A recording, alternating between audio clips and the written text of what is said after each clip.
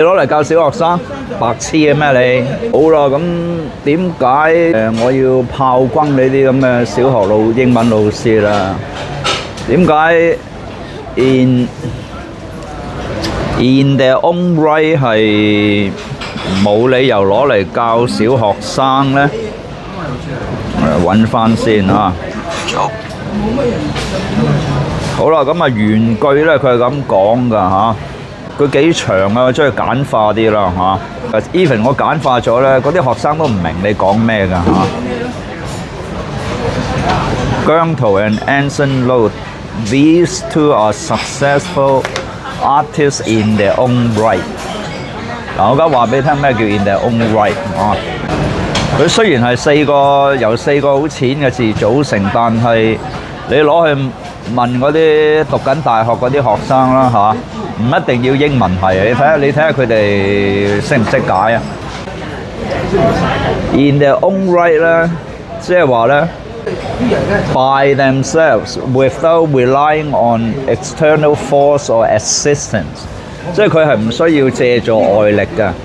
咁所以頭先嗰句咧，佢話 they are successful artists in their own right 咧，即係話呢兩位仁兄啦。阿姜濤 BB 咧，同埋 Anson Lo BB 咧，佢哋就係靠自身，唔需要借助外力。佢哋本身兩個人都係成功嘅藝術家嘅藝人啊。OK， 咁我再作多個例子俾你啦嚇。我嗰日就去睇《尋秦記》啦。我唔成日搞錯，《尋秦記》《尋尋記》。猜情尋 ，anyway 我嗰日睇個尋秦記，唔係尋尋記啊，尋秦記咁。咁嗱呢句句子咧，你可以咁講，你話尋秦記，佢嗰個英文戲名咧就係叫做 Back to the Past 啦。